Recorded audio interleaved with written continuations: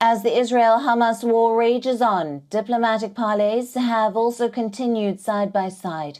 The world is very well aware of the consequences of the ongoing war that could produce on West Asia and beyond, especially if the war spirals beyond its current area and more parties get involved. Let us talk about the United States, Israel's staunch ally. U.S. Secretary of State Antony Blinken is on a diplomatic mission after visiting Israel and pledging its ironclad support. Blinken visited Jordan, Qatar and Bahrain. Yesterday, Antony Blinken was in the Saudi capital. He spoke to China's top diplomat Wang Yi while calling on China, a strong partner of Iran, to use its influence to push for calm in the region. Saudi Arabia has reportedly suspended normalization talks with Israel, which the U.S. has been pushing for. Saudi has called for an immediate ceasefire in Gaza and its surroundings. From there on, Blinken moved to the UAE, where he visited the Abrahamic family house in Abu Dhabi. Blinken has been repeatedly calling for protecting Gaza citizens during his six-country tour.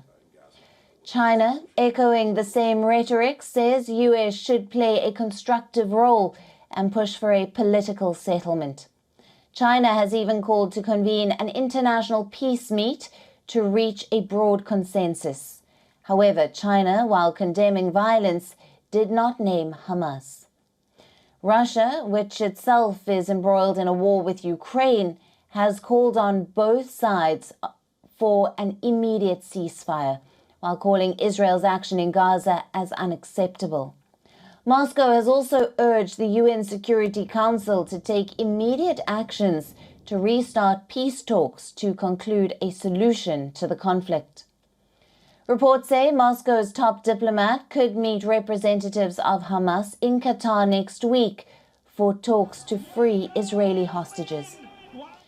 Meanwhile, Egyptian leader met his German and Turkish counterparts. They stressed on the need to de-escalate the ongoing conflict and called on Israel to respect international law. Egypt and Israel have also agreed to let U.S. citizens leave the Gaza Strip through the Rafah crossing. İsrail'i uluslararası hukuka ve insani değerlere bağlı kalmaya davet ettiğimizi bir kez daha vurgulamak istiyorum. Filistinlilerin Gazze'de yerlerinden edilerek Mısır'a sürülme politikasını tasvip etmiyoruz. Buna sonuna kadar karşı çıkıyoruz. Bu konuda Mısır'ın yanındayız. Iran and Lebanon are two countries which could get involved in the war. Lebanon's Hezbollah is backed by Iran. Israelis have been exchanging fire with the militant group on the Lebanon border. Now, reports say 2 Lebanese civilians have been killed in Israel's shelling. Iran says time is running out to prevent a wider conflict in the region, but it is not too late, while Hezbollah says it would join the war when the time is right.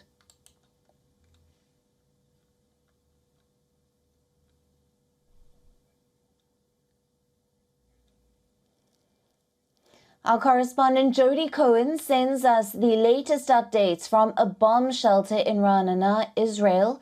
Jody has been covering the Israel war for us very closely from ground zero. Take a look. So US Secretary of State Antony Blinken has called for the protection for civilians in Gaza and Israel. And a US official said to Israeli media that they did not ask Israel to slow down or hold off on the evacuation plan. Now, Iran's foreign minister has said that their proxy groups in the region are fully ready to join in the fighting. We've already seen involvement from Hezbollah in Lebanon, shelling from Syria, and also threats from an Iranian proxy in Iraq. Now, Saudi Arabia has said that it's halting the normalization talks and has called for an emergency meeting of the Organization of Islamic Cooperation over Gaza, and that's reportedly going to be taking place on Wednesday in Jeddah. And Blinken, when he was in Israel, he had meetings in Israel, also in Jordan, in Qatar, in Saudi Arabia, also going to Egypt. He had a call with China's foreign minister, all in an attempt to try and stop this war from spreading in the region.